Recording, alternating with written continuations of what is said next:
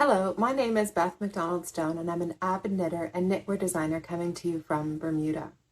So hello, hope all is well. Hope I know people from northern North America, Canada, and the eastern seaboard have had a lot of snow. I hope you're warm and everything at home. Funnily enough, we had a lot of rain and then it's actually turned quite warm. So it's a perfect day to show off my first summer tee for the year. This is being published. It will be published when you see this video. This is called the Get Out of the Pool Tee, and so it's the featured pattern for this week, and this is the Get Out of the Pool Tee DK. I'm currently still working on the fingering weight, which will come out later in the spring or early summer. But the Get Out of the Pool Tee is basically designed so that all the lovely hand-dyed yarns that we all fall in love with at the stores and the festivals, and I'm staying on my tippy toes so you can get kind of a better look. The yarn that we see at those hand dye, that's really wonderful, but worry about color pooling.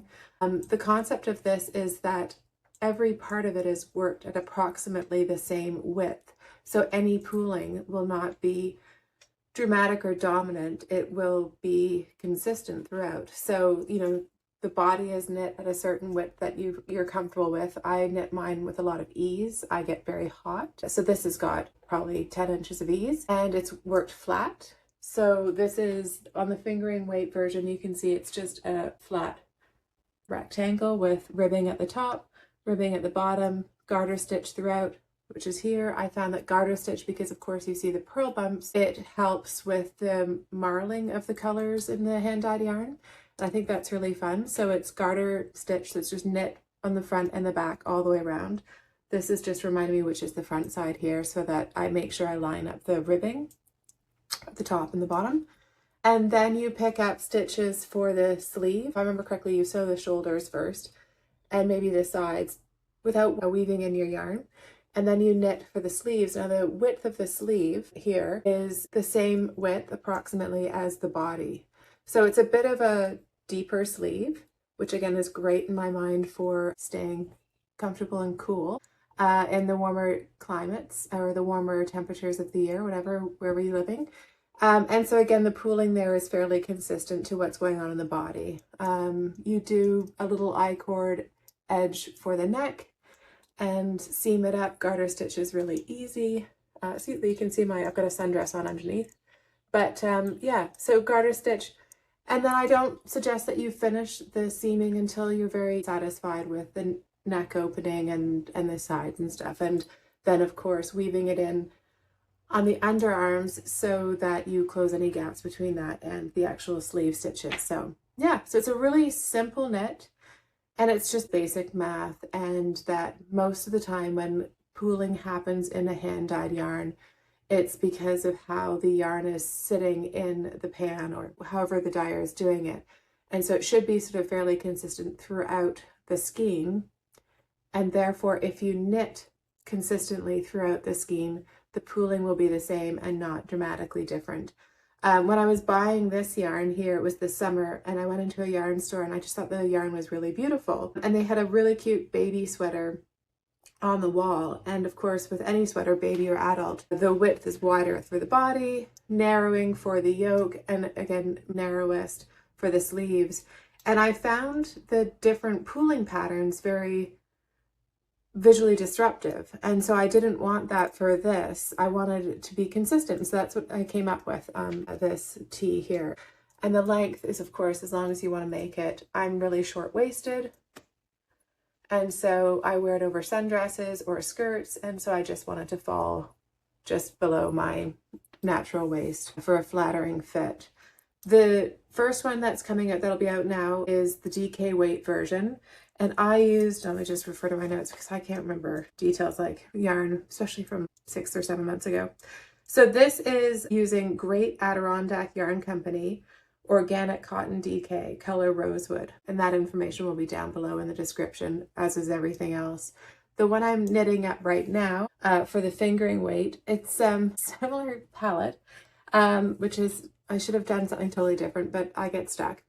Anyways, this is Bien Aimee, this is Twist Nouveau, and the color is Pop Grunge, and I just think it's so pretty. But you can see here in the skein how the colors are in chunks, and then those chunks separate when you're knitting and create a more all over-ish. I mean, there's still going to be some little bits of pooling. There's some consistency, and so there's not sort of, it's hard to show you on this one because of course I haven't added the sleeves and everything like that. But once the sleeves are on, it will be consistently colored. The coloration will be the same way throughout, and therefore you can look at the garment without looking at the different shapes that the colors make, if that makes sense. I'm really pleased. I wear this DK weight one a lot. I find it perfect. Like today, it's unusually warm for us. It's probably in the low 70s, and I find it's just the right layer to put on, and it keeps me warm. Probably later on tonight, I'll put on another long sleeve sweater when the temperatures drop a little bit, but I think it's just great. And it doesn't use up a whole lot of yarn. All that information will be on the project page. I think I had 3 of the DK weight for my size, and I did again like 10 inches of positive E. So I'm imagining that I did around a 48 or maybe even a 50-inch width. I think I'm doing a similar width here because I really, like I've talked about before, I'm interested in oversize these days. I just like the feeling of it. I like the comfort and the ease of it. I'm not going and seeing clients for my interior design business anymore. That's closed down. I've retired from that.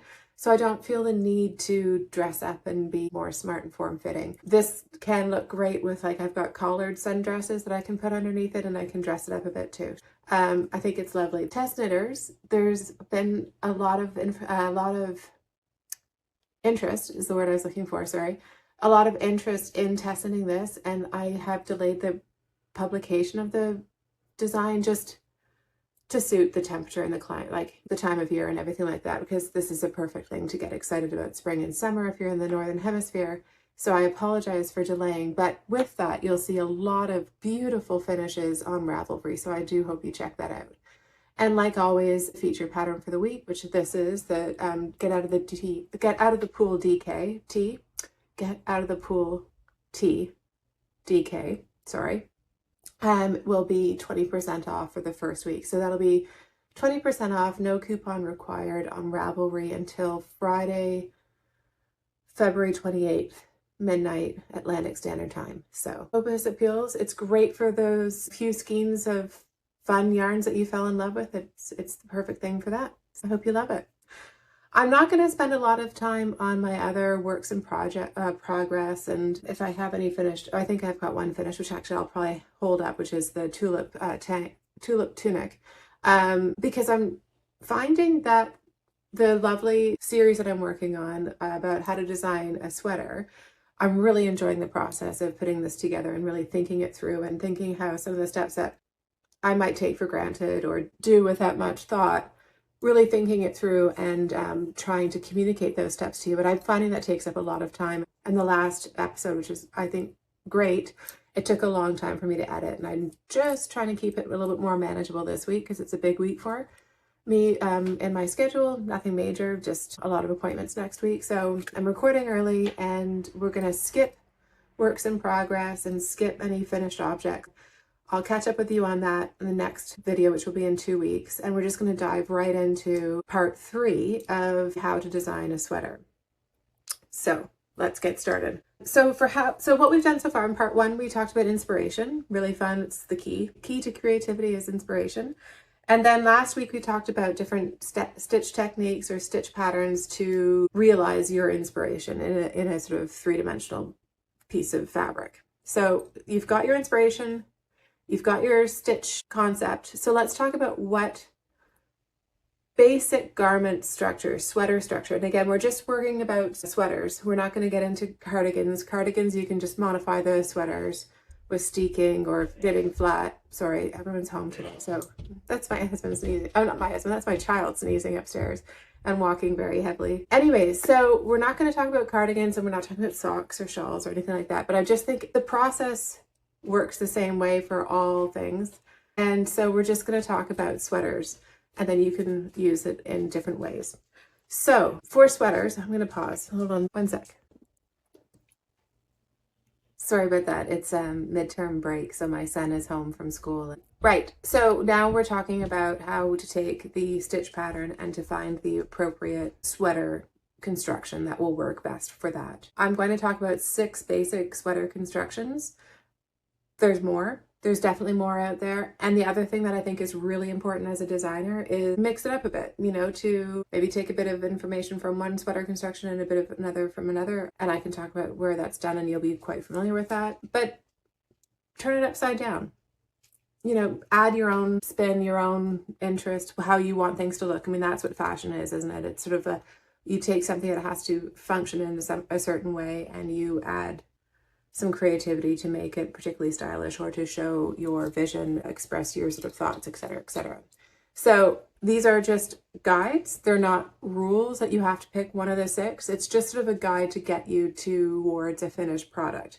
Now, today's part or episode will be very similar. We're going to take it in the next step next time, and that will be the measurements and finding and taking that sweater construction and actually making the first sweater from that. So there's a little bit of an overlap here, and specifically also I'm finding there's a bit of an overlap in the books that I'm recommending. I've tried to divide the two into today's stage, which is just picking your sweater construction, and next time actually making that sweater construction, or at least coming up with the numbers to knit it. So just keep that in mind too. These books from today and from the next one are very similar, and they do definitely overlap. So the 6 main sweater constructions are circular yoke, drop shoulder, raglan, set-in sleeve, which is a flat knit in pieces, contiguous, and cuff to cuff. So I've put them in that order for sort of a reason, because they kind of flow into each other, and they kind of flow into each other with the evolution of knitting too. So let's get going with circular yoke. Sorry, that's a hard one to say. Too many L's.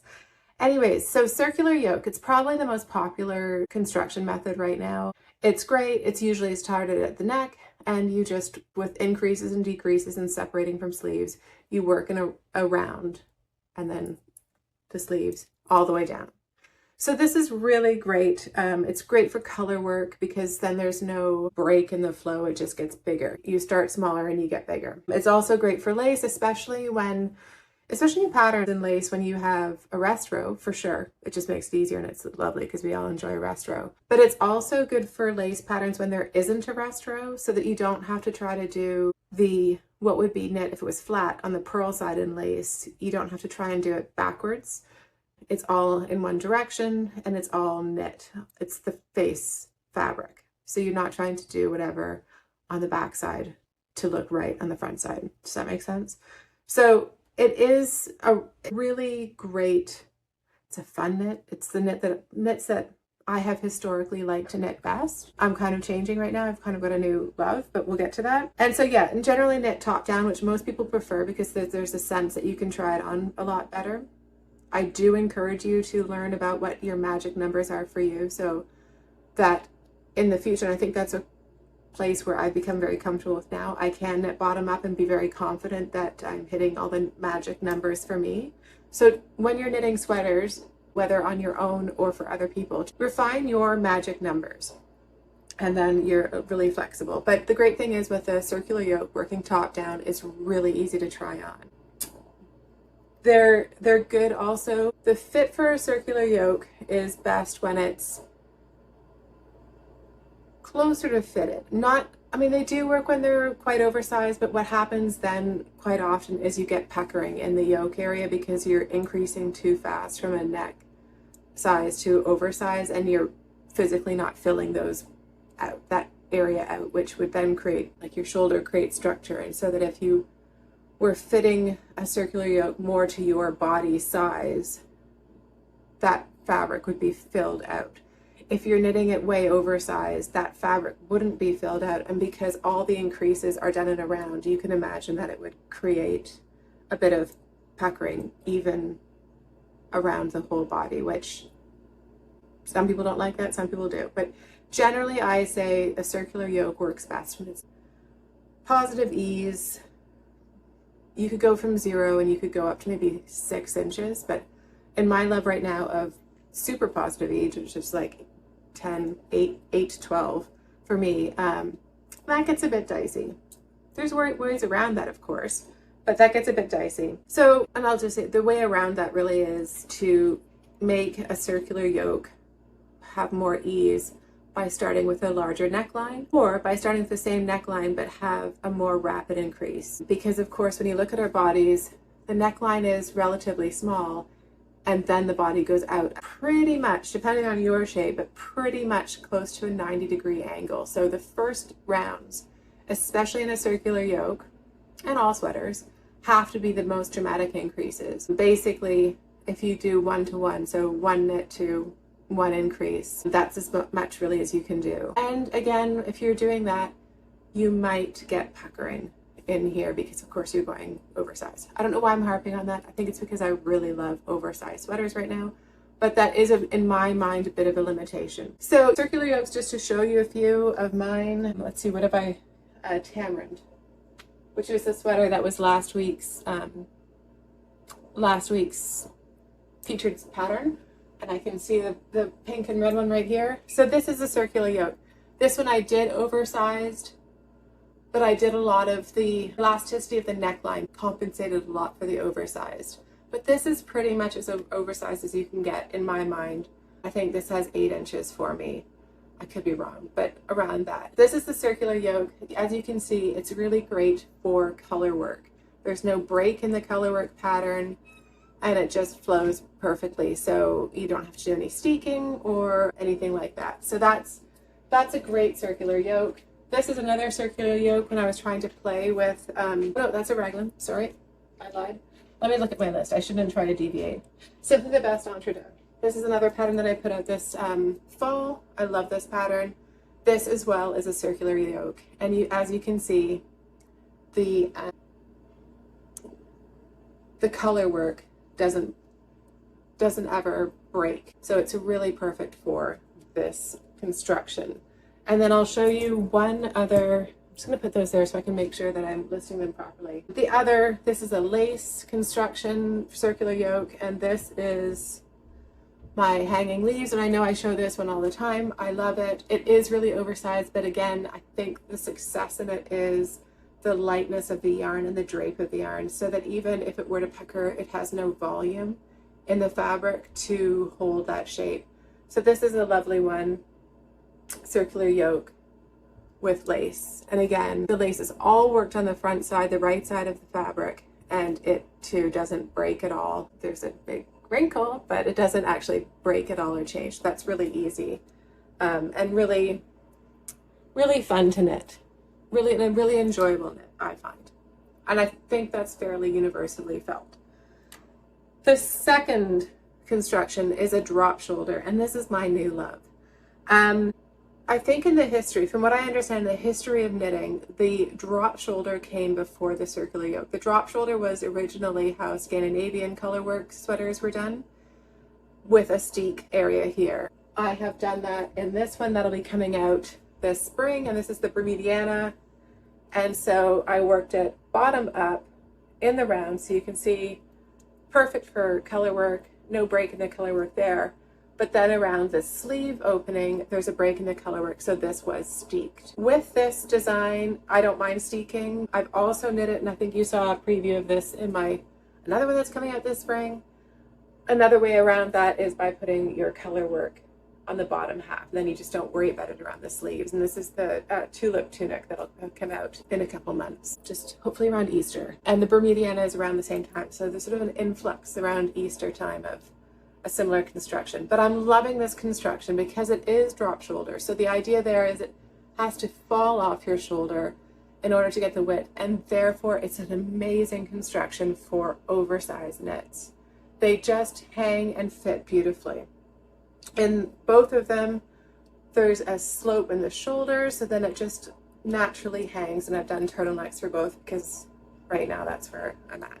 So that is a drop shoulder. So like I said, this is what originally the sort of Scandinavian patterns were like, with steeked sleeves. You can steek anywhere. Steeking, and I should define it because it might be confusing for those that are new knitters. Steeking is literally where you create a section in your colorwork knit that you will in future reinforce with either just simply extremely toothy yarns can do it themselves. You can do it with a crochet reinforcement, which is doing a little crochet line on either side of where you're going to cut up the middle. And I use always a sewing machine to reinforce that knit, those stitches. And then you cut it up, and in this area here, so you cut, I had steep stitches in the middle, I cut in the middle, they kind of roll back, and then you pick up along the edge to work a sleeve. The other benefit to a drop shoulder, our sleeves are usually shorter than other designs because of course it has to drop over your shoulder. So instead of knitting a sleeve from up here down, you're probably even knitting it from around where this sleeve cuff is down. Really reduces the length if you find sleeve island to be a problem for you. I actually really like it. Sleeve island happens really fast. I find the first sleeve takes a bit of while you're setting up decreases or figuring out your length, but the second sleeve goes by in a flash. And I find it really exciting just to see the inches build so fast. So that's a drop shoulder. Let me just make sure in my notes that I'm not forgetting anything that's really important. Drop shoulder historically has been worked from the bottom up. You can totally figure it out to work it from the top down. There's no great reason for it to be either way.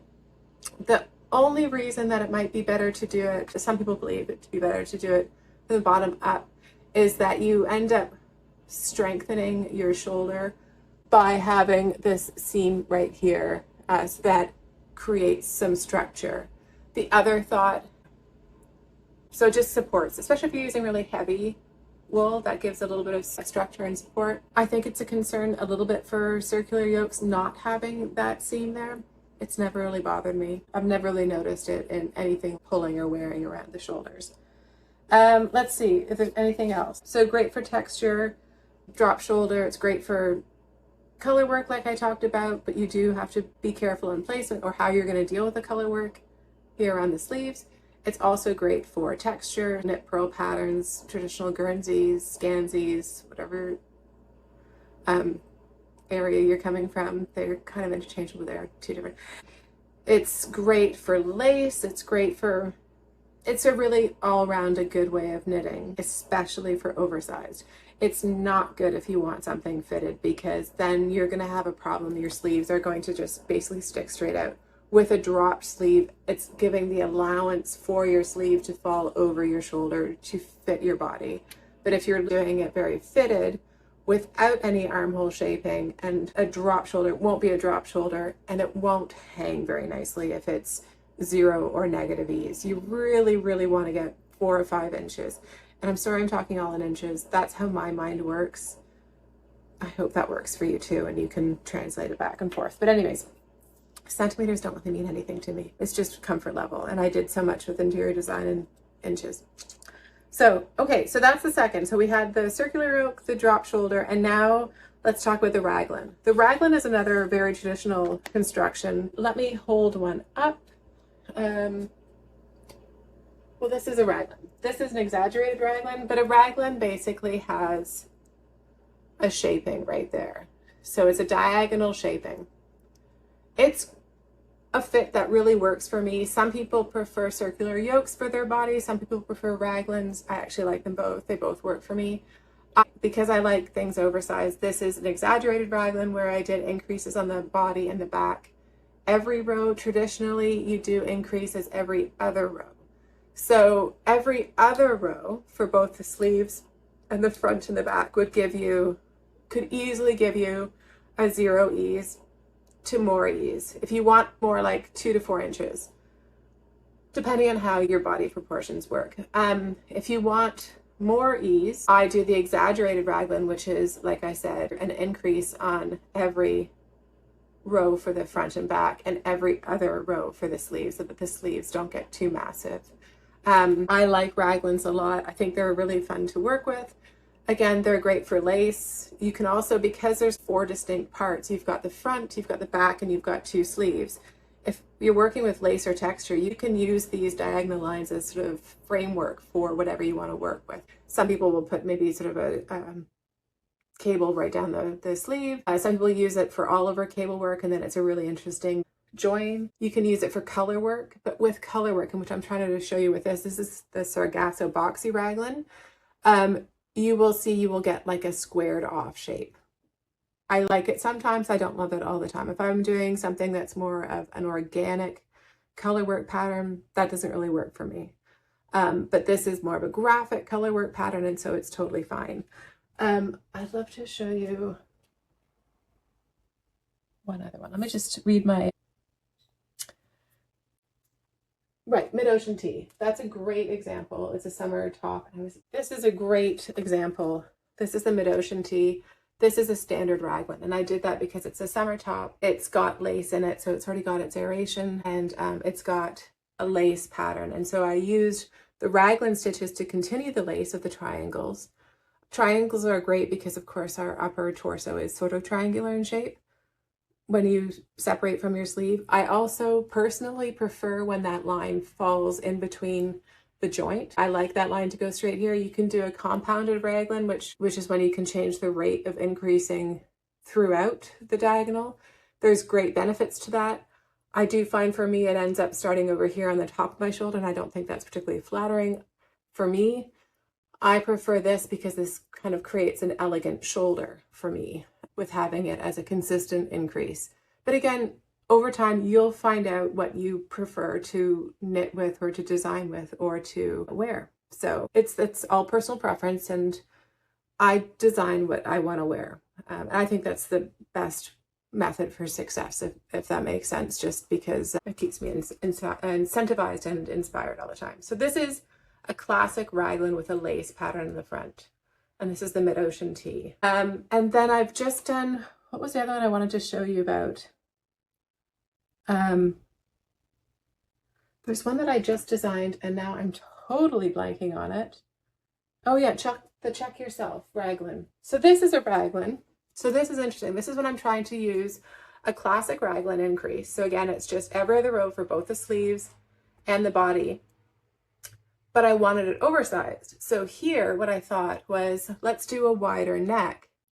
So the raglan sits wider to begin with, and you can have a shallower yoke depth, but that still creates width that gives me the boxy fit. So that's how I resolved that problem, because I wanted to try to mix them both. And again, I'm always trying to figure out how to get from A to B in a new, different way to me. I mean, nothing's new. It's all been done before, but in my mind, to give the, I'm holding that backwards, sorry. To give the look that I'm trying to achieve. The oversized look, but with a classic raglan construction. The other thing that I've been trying to figure out is, so this is Check Yourself Raglan. This will be coming out, I think, in a month, maybe.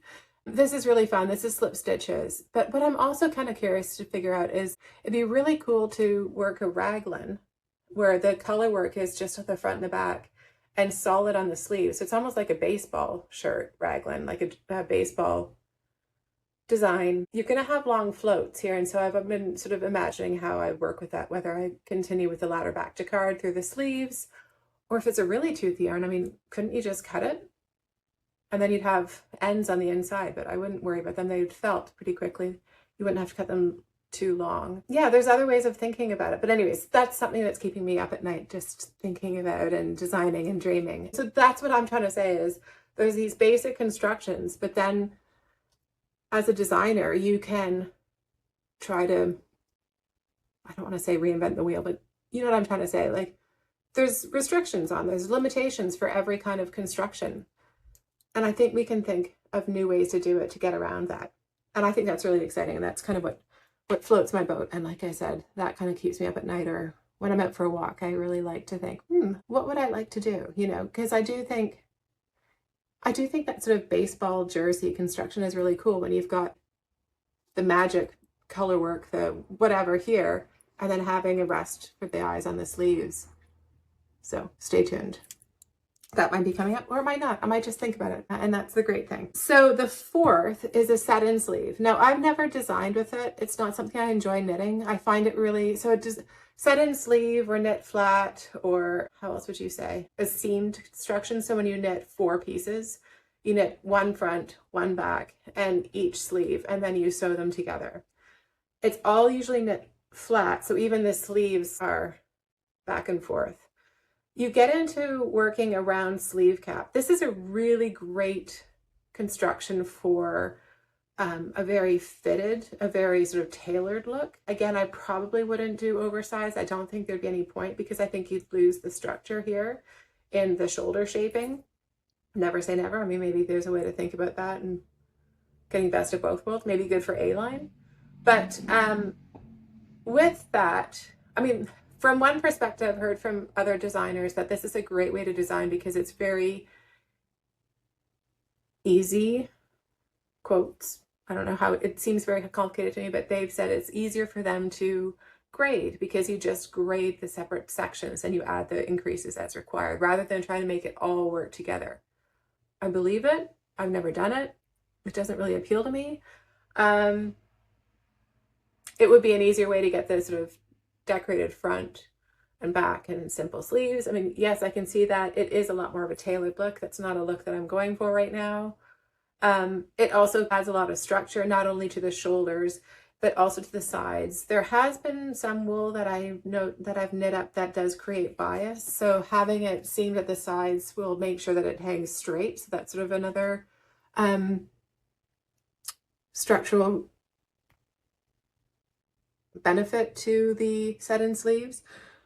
But I do find, I have to say, fitting the sleeve cap into the front and the back, it's really fiddly. I really struggled when I was, because that's really what the patterns were like when I first started knitting again, and I really struggled. Some were really badly done. All my fault, not the designer of the pattern I was knitting with. But I found it really, really tricky. Like, what I'm trying to say is, you've got the shoulder seam and you're trying to fit this rounded edge into rounded edges on the sweater. But of course, with increases or decreases, it's more like a stepped thing. So you're trying to fit 2 stepped pieces of fabric or 3 together. I'm not trying to turn you off of it. I do think it takes a little practice. I do think there's benefits. I have knit Nora Gaughan's Perrenial this way. It's a lovely sweater.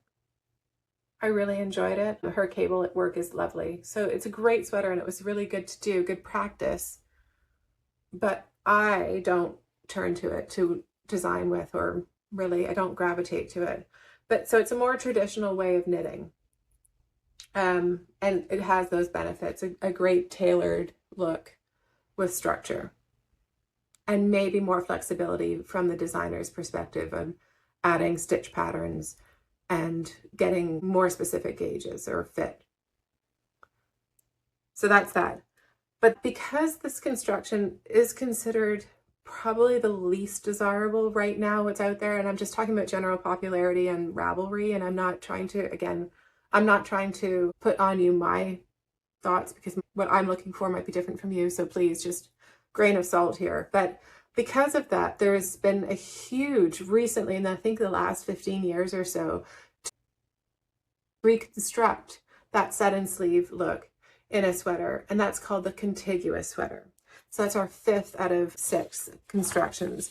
I think this is really exciting. This is an exciting construction. There's different ways people are doing it. One way that I've worked with for designing has been to increase similar to a raglan, but instead of the raglan increases being on the diagonal, you make them perpendicular. So you have like a small saddle shoulder here and the increases come off of it directionally until you get the width you want, and then you do directional increases.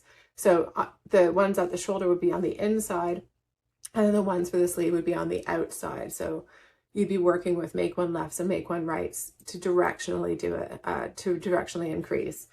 One that's right here that I did that design on, and I think it's really successful, and I love this sweater. This is the Patience Pullover. I just love that color work. But you can see here, let me just try and get my hand up this shirt. Sounds wrong. But with my hand up that shirt, you can see how I've got sort of like a saddle shoulder coming off of it here. And then, so you can see the increases are going this way and going this way. And then once you get to the sleeve, you stop, sorry, it's very hard to show. You stop them going this way, but they go outwards along the sleeve cap. Boy, I hope you can visualize that. Oh, maybe that's even better to show it. So you've got the increases coming off here, similarly to the back, and then you have them coming off here. And you can, again, vary the increase rate to fit the sleeve cap. Here I did a puff sleeve, so I did a rapid increase at the top for a puff. That one's great. And then the other one that I did that same construction, and it's I thought I just wore it too. It must be upstairs. But there's this one too here. This is the color work, the color play pullover. And again, very similar construction there. And you can see I did this was in my puff sleeve phase. And I was using minis for this one just to have fun with color. Another one that might be, yes, here's this. This is also maybe where you can see how the increased direction, this is great. So you can see knit in the round, and then the increases along here are sent down the body to create that shoulder. And then the increased direction, once you've got to the shoulder and you want to hit sort of right before the shoulder, then the increases come off to create the sleeve here. And then you can see the rate of increase. Under the arm, I wanted a little bit more width in the body, so I worked on that direction. But because this is just knit alternating colors, there's no ribbing, there's no nothing here. It's a rolled neck, just alternating colors. It really beautifully shows, I should have used this at the beginning, but that shows you where the increases go. So that's one version of a contiguous sleeve, and there's variations on that. This is really where I think knitwear designers are really experimenting. Another person who I took a wonderful class from, I took a great class on this again, because I think I could do better on it. And I took a class from Vivi Basile from Brazil, sorry, at Vogue Knitting, and she's wonderful. And if you have the opportunity, take that class. I took another class a few years ago at Vogue Knitting from a wonderful designer who's living now, I think, in Copenhagen. I'm not sure if she's from there, but anyways, European designer named Asa Tricosa. It's spelled ASA, but with the umlaut on the top. So Asa Tricosa instead of Asa Tricosa. She is amazing. Great class. Her construction is a little bit more tailored. And so it really fits the sleeve cap. It's a bit more, you really have to follow her patterns. I think if I remember correctly, you start on one shoulder, create shaping there, and then go across the back and do more shaping here, and then join it in the round and stuff. But you get that contiguous sleeve.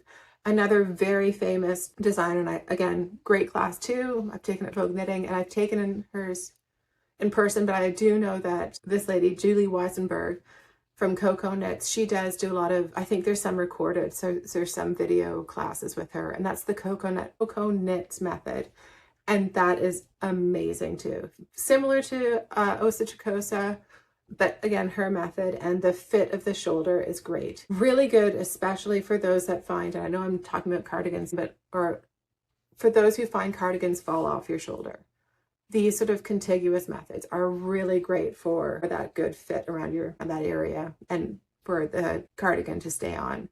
So that's the contiguous method. The contiguous method, again, because it's a variation or a more modern construction from a set-in sleeve, again, it's better for a more zero to slight positive ease or slight negative ease. And again, I'm sure if you looked at Julie Weisenberger's or Asa Tricosa or any other designer that specializes in this, there's probably tons of ways to break those sort of rules. Again, I don't believe in rules for design in any way, but those assumed parameters. So definitely worth looking into those. And because, again, just depending on how the contiguous works, how I do it, it's great for color work. Great example. Really, I think it's really kind of smart and cool how the lines go. And I really enjoyed working on this. It's good for pretty much anything. Color work, lace, texture. Yeah, really great. But again, you're working it with a certain fit in mind. But again, bend that theory. Now the sixth one, I just want to make sure, back to the contiguous. Yep, I think I've got that. And on to the sixth one is cuff to cuff. I think this is a really cool construction. It basically is, you start at one cuff and you work this way, either flat or in the round, and then you increase dramatically and usually up high too. So you're doing your back and your front all in one. And then you go across and you can either steek a hole for your neck, or you can just work those two sections flat and then rejoin and then decrease rapidly for the second sleeve. So a schematic for that would look like across, or a small letter T, basically. So you've got sleeve, front, back, back to sleeve. I've never designed in this. I am interested in this construction. That construction can create all sorts of really interesting sleeve shapes, especially dolman, which I grew up with and I really think is cool and pretty. So dolman or batwing, you know, the sleeve where it goes down towards your body. I like that.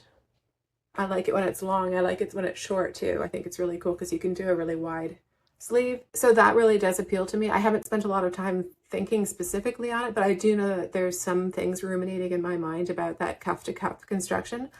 I have knit it before a couple times, and the one that I have still, and I remember being that construction, is from Gaughan called the Eris sweater. And let me grab that.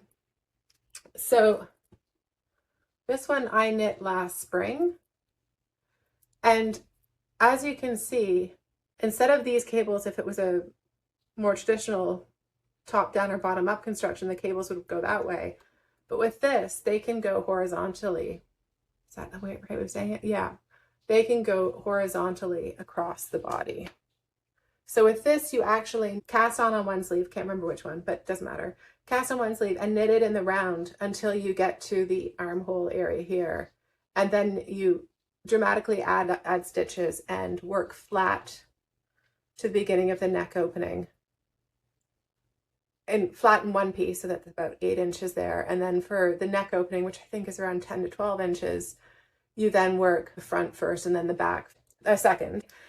Then rejoin that for the other shoulder, so another, and I'm guessing 8 inches or so, and then decrease rapidly and join back in the round to finish the sleeve. It's really cool. This construction, you really have to work on. It's kind of impossible to try on. I mean, you can get your sleeve length.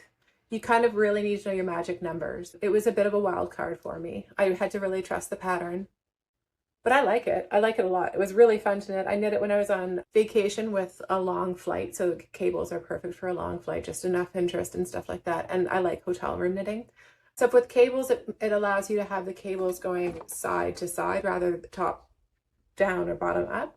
So that's really cool, and why I think this design is so effective. It's also cool because if you're doing color work, and you can get vertical stripes, so you get vertical based color work rather than color work that's going around like this, you get it going around like that. So if you want vertical stripes, this is really the best way to do it. And again, like I said, I really like the batwing dolman style sleeves. These are straight sleeves, which is what I'm designing a lot right now too, because I think it's really modern and cool and great looking, oversized straight sleeves. But I'm really thinking about dolman batwing sleeves. Maybe unconsciously, I think they're coming back into fashion. Do I care about fashion? A little bit. I'll be honest. But it's not the reason why I design. I guess it's sort of like, what am I gravitating to? And I think I'm kind of gravitating to that side to side dolman sleeve, maybe coming up. Stay tuned. So that is that. Yeah. I think that's all my notes for today, talking about those things. So just to reiterate, those are 6 of the main sweater patterns or sweater construction styles. They're not, don't be limited by them. Be creative, do your own thing. I find the more I knit, the more opportunities I see in there to reinvent the wheel. Do make sure that you keep track of what your magic numbers are, like the sizes, the dimensions that really work for you. That'll really help. And we'll talk about grading and stuff like that in the future episodes, but that's a really good start. So basically the homework, if you're keeping up in this path, so that you've got your inspiration, you've got your stitch pattern, what I'd love for you to do now is to really refine that stitch pattern. So you're finding the yarn, you're finding that exact stitch pattern, you're knitting a swatch and figuring out your gauge. The bigger the swatch, the better always, but that's a good start. And then next time we'll talk more about taking those ideas and putting them into practice. So we'll be talking about graphs, charts, Excel spreadsheets, pretty much, and also what books to look for that. So I'm going to just do a quick round up of books that I really like for this stage, which, like I said earlier, also transpose into the books that you'll be using for the next stage. So the books I really like to look at, one is really great. This is a really good all over. So this is 6,000 plus Pullover Possibilities by Melissa Leitman. This is really great. It's a really good all over suggestion book with some good measurements in here. It's a great book. It talks about necklines and things like that. Things that we're not quite into, but good to start to really visualize what you want in your sweater. So once you're sort of figuring out the basic construction concept, so how do you want that to work with your neckline? How do you think you want your sleeves to be fitted, long, short, loose? But basic construction, that's a great one. And this other one, which is now at the bottom, is another really good sort of general book. And this is The Ultimate Sweater Book by Amy Herzog. I've taken a class with her on Vogue, at Vogue Knitting, and I think it was online too. She's really great. Melissa Leitman as well. These are two people that do teach really good classes, so do look out for them. And also, if you're looking at circular knitting and learning about that, the one I really like, and I'm sure you've heard so many people talk about that, is Strange Brew from Tin Can Knits. This is amazing for circular yoke. They'll give you some basic recipes, some basic numbers, some food for thought. So if you're doing colorwork circular yoke, this is a book, in my mind, a must-have. Sorry, child's still at home today. It's still the same day, but he's around. Anyways, and he's not a child, he's almost 18. Another must-have book is Elizabeth Zimmerman's Knitting Workshop. I think this is great. She talks about different sweater constructions and stuff like that, but she really also talks about circular top-down sweaters and basic numbers around that, like percentages. She has a percentage system, so it's really worth checking it out. Again, it might not be perfect for you, but it's a great start. So basically, any Elizabeth Zimmerman book is great to have in your library. Yeah, so on Elizabeth Zimmerman, this is another one, Knitting Around. She's clearly talking about basically circular yokes, but there'll be cardigans and stuff in it too. And just a great wealth of information in there. So I'd highly recommend, like I said, any book from Elizabeth Zimmerman. Another top-down sweaters, this is Ann Budd. I'm sure you all know Ann Budd. She also gives a lot of great classes. This is a great book on top-down sweater knitting too. Again, also with great measurement suggestions, everything like that, down to child sizes. And again, Tin Can Knits does down to child sizes too. So she talks about seamless yoke, raglan, set and sleeve, and saddled shoulder. So you've got a very well-rounded book. Really great. And again, if you can take a class with Ann Budd, she is amazing, like the others. And then another person, this is Julie Weisenberg. This is the Cocoknits Method. It's amazing. Cocoknits Sweater Workshop. Totally worth it to really get your mind around contiguous knitting. Let me just see if I can find a sweater design in here. So here you can see how the back fits so beautifully with like a little saddle shoulder.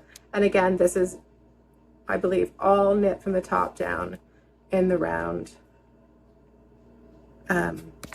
Another upper back you can see there. Really, really, really great. Beautiful designer. And she also, Julie Weisenberger also has a template on what to tick off when you're knitting. I wonder if you can read, or not read, if you can see on that sweater just how lovely, beautifully it fits around the shoulder.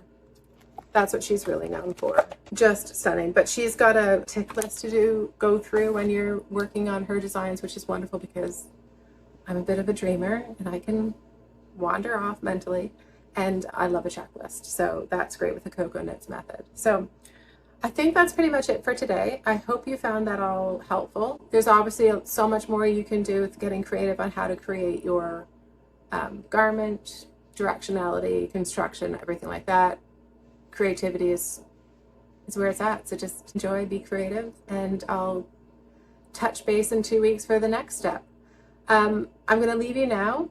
And I don't know if anyone follows me on Instagram, but I've been really enjoying, it's loquat season, which is a little fruit from trees here in Bermuda. They're everywhere. And so I just sort of challenged myself to see what other fruit I can see on my walks with Luna. So from the railway trail or the roads, not going into people's gardens, not like looking. And I know a lot of gardens here have beautiful exotic fruits and stuff like that.